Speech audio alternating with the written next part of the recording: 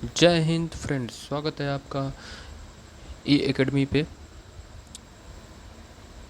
मैं आशा करता हूँ कि आप सभी लोग स्वस्थ, मस्त और व्यस्त होंगे।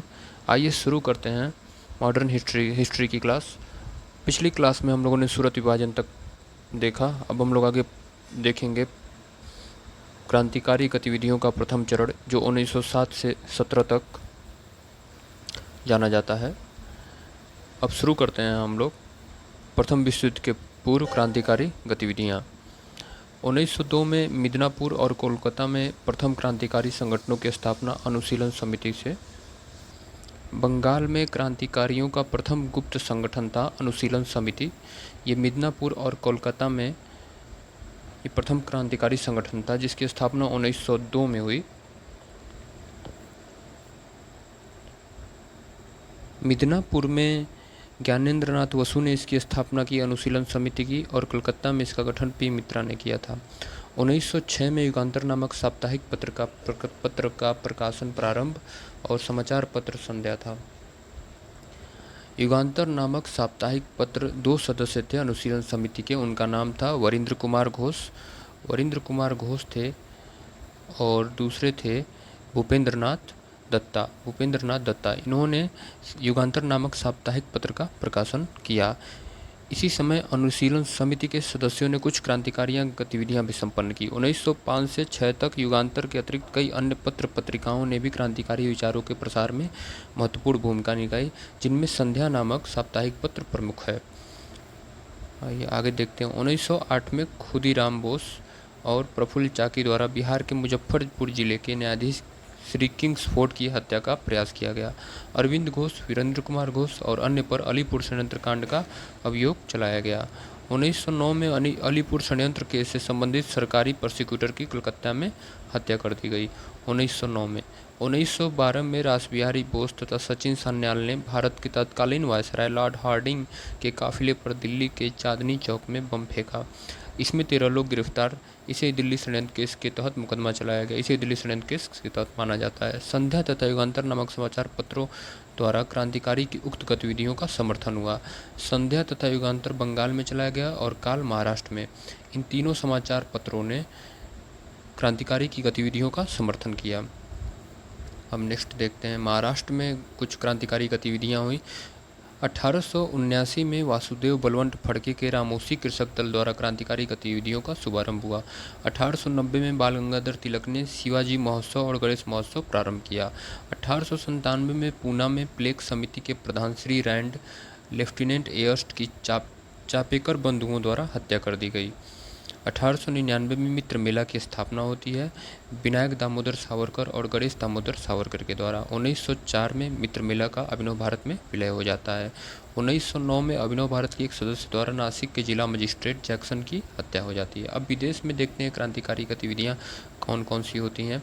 1905 में श्यामजी कृष्ण वर्मा द्वारा इंडिया हाउस की स्थापना होती है। सोशियोलॉजिस्ट का प्रकाशन यहीं से प्रारंभ होता है। 1857 का स्वतंत्रता संग्राम नामक पुस्तक सावरकर के द्वारा लिखी गई इंडिया हाउस में। 1909 में मदनलाल ढींगरा ने कर्नल विलियम कर्जन वाइली की गोली मारकर हत्या कर दी गई। 1913 में सैन फ्रांसिस्को में गदर दल की स्थापना होती है लाला हरदयाल द्वारा 1 नवंबर 1913 को।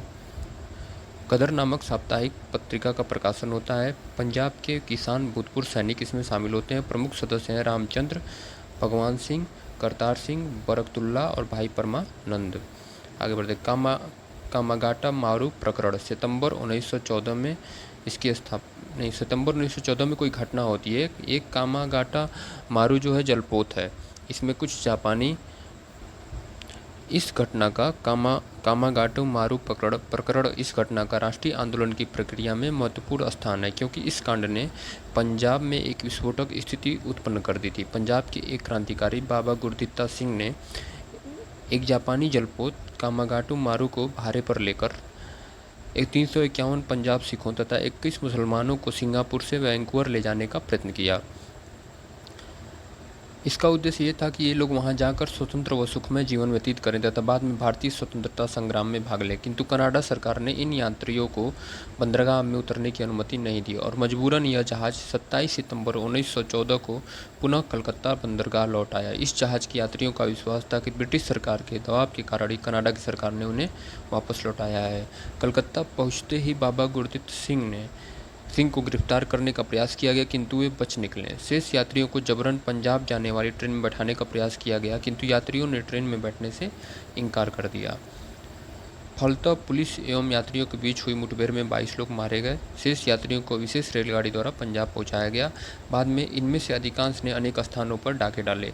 कामागाटा मारू घटना एवं प्रथम विश्व युद्ध के प्रारंभ होने से गदर दल के नेता अत्यधिक उत्तेजित हो गए तथा उन्होंने भारत में शासन कर रहे अंग्रेजों पर हिंसक आक्रमण करने की योजना बनाई। उन्होंने विदेशों में रह रहे क्रांतिकारियों से भारत जाकर ब्रिटिश सरकार से लोहा लेने का आह्वान किया। इन क्रांतिकारियों ने धन एकत्रित करते हुए अनेक स्थानों पर राजनीतिक डकैतियां डाली। जनवरी-फरवरी 1915 में पंजाब में हुई राजनीतिक डकैतियों के महत्वपूर्ण प्रभाव हुए और ये कहीं न कहीं कामागाटा मारू प्रकरण जो घटना है, ये क्रांतिकारी गतिविधियों में एक ट्रिगर का काम की। अब आइए आगे देखते हैं यूरोप में क्रांतिकारी गतिविधियाँ। 1915 में क्रांतिकारी यूरोप में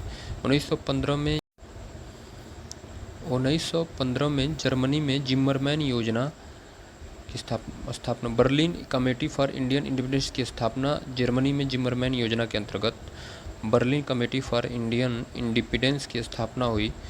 वीरेंद्रनाथ चट्टोपाध्याय, भूपेंद्र नाथ दत्त और लाला हरदयाल इससे संबंधित थे। बाद सिंगापुर में भी विद्रोह हुआ। सिंगापुर में जो विद्रोह हुआ 15 फरवरी 1915 को पंजाबी मुसलमानों की 5वीं लाइन इन्फेंट्री तथा 36वीं सिख बटालियन के सैनिकों ने विद्रोह कर दिया। अब आते हैं, ये रहा हमारा क्रांतिकारी गतिविधियों का प्रथम चरण, जिसमें कुछ गतिविधियाँ हुई। अब हम लोग आगे पढ़ेंगे होम रूल लीग आंदोलन। होम रूल लीग आंदोलन में हम लोग पढ़ेंगे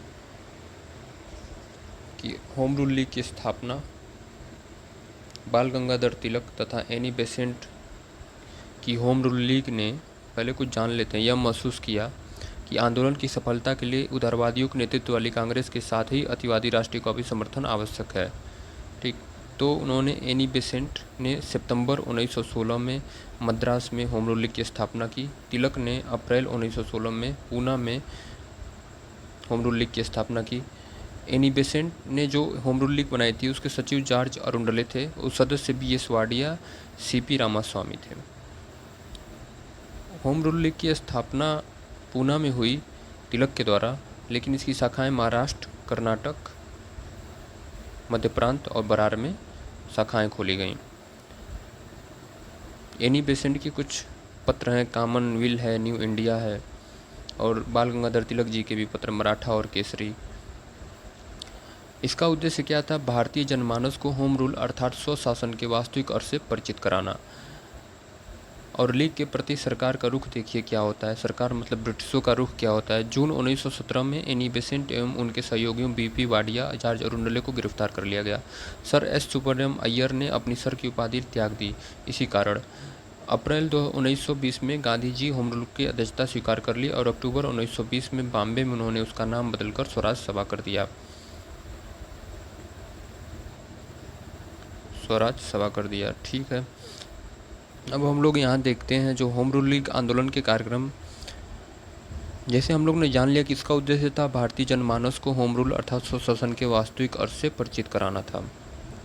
इसने भारतीयों को राजनैतिक रूप से जागृत करने के पिछले सभी आंदोलनों को पीछे छोड़ दिया तथा भारत के राजनीतिक दृष्टिकोण से पिछड़े क्षेत्रों जैसे गुजरात और सिंध में अपनी पैठ बनाई। आंदोलन का उद्देश्य पुस्तकालयों एवं अध्ययन कक्षों तथा जनसभाओं एवं सम्मेलनों का आयोजन कर भारतीयों में राजनीतिक शिक्षा को प्रोत्साहन करना था। इसके लिए लीग ने समाचार पत्र, राजनीतिक विषयों पर विद्यार्थियों की कक्षाओं का आयोजन, पैम्फलेट, पोस्टर, पोस्टकार्ड, नाटकों एवं धार्मिक गीतों जैसे माध्यमों को भी अपने प्रयासों में सम्मिलित किया। 1917 की रूसी क्रांति से भी लोग को कार्यों में सहायता मिली। अनेक प्रमुख राष्ट्रवादी नेताओं ने लीग की सदस्यता ग्रहण की, जिनमें मोतीलाल नेहरू जी हैं, जवाहरलाल नेहरू जी हैं, भूलाभाई देसाई हैं, चित्तरंजन दास हैं, KM मुंशी हैं, B चक्रवर्ती हैं, सैफुद्दीन फिचलू हैं, मदन मोहन मालवीय हैं, मोहम्मद अली जिन्ना हैं, तेज बहादुर स्प्रू हैं एवं लाला लाजपत राय हैं। इनमें से कुछ नेताओं को यानी बेसिन की लीग की स्थानीय शाखाओं का प्रमुख नियुक्त किया गया। अनेक अतिवादी राष्ट्रवादी जिनका कांग्रेस की कार्यप्रणाली से मोह भंग हो चुका था, होम रूल लीग आंदोलन में शामिल हो गए। गोपाल कृष्ण गोखले की सर्वेंट ऑफ इंडिया सोसाइटी के अनेक सदस्यों ने भी आंदोलन की सदस्यता ग्रहण कर ली। फिर भी एंग्लो इंडियन यानी कि आंग्ल भारतीय, बहुसंख्यक मुसलमान तथा दक्षिण भारत को गैर ब्राह्मण जातियां इस आंदोलन से दूर रहीं। क्यों? क्योंकि उनका विश्वास था कि होम रूल का तात्पर्य हिंदुओं, मुख्यतः उच्च जातियों के शासन से है। अब आगे देखते हैं, लीग के प्रति सरकार का रुख हम लोगों ने देख ही लिया। ये रहा हमारा होम रूल लीग आंदोलन की कुछ टॉप फैक्ट। अब आगे देखते हैं भारतीय राष्ट्रीय कांग्रेस का लखनऊ अधिवेशन। जो लखनऊ अधिवेशन होता है 1916 में होता है। इसकी अध्यक्ष थी अंबिका चरण मजूमदार अध्यक्ष थे। उपलब्धि क्या थी? गरम दल का कांग्रेस में पुनः प्रवेश और भारतीय राष्ट्रीय कांग्रेस और मुस्लिम लीग की समझौता। 1916 से 1922 का जो काल कहलाता है वह एकता और सर्वसम्मति का काल होता है। और मौलाना अबुल कलाम आज़ाद के द्वारा अल हिलाल एक पत्र था, उसको चलाया गया। और कामरेड मोहम्मद अली के द्वारा एक पत्र था। कांग्रेस और लीग में इस समझौते को लखनऊ समझौते के नाम से भी जाना जाता है। अब इसके मुख्य प्रावधान क्या थे? कांग्रेस द्वारा उत्तरदायी शासन की मांग को लीग ने स्वीकार कर लिया। कांग्रेस ने मुस्लिम लीग की मुसलमानों के लिए पृथक निर्वाचन व्यवस्था की मांग को स्वीकार कर लिया। प्रांतीय व्यवस्थापिका सभाओं में निर्वाचित भारतीय सदस्यों की संख्या का एक निश्चित भाग मुसलमानों के लिए आरक्षित कर दिया गया। पंजाब में 50%, बंगाल में 40%, बॉम्बे और सिंध में 33%, यूपी में 30%, बिहार में 25%, एमपी में 15%, मद्रास में 15%। यह निश्चित किया गया कि यदि किसी सभा में कोई प्रस्ताव किसी संप्रदाय के हितों के विरुद्ध हो तथा 3/4 सदस्य उस आधार पर उसका विरोध करें तो उसको पास नहीं किया जाएगा।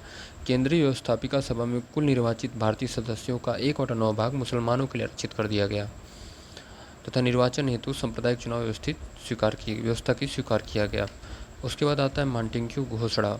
20 अगस्त 1917 को भारतीयों के लिए स्वशासन की प्राप्ति सरकार ने नीति बनाई।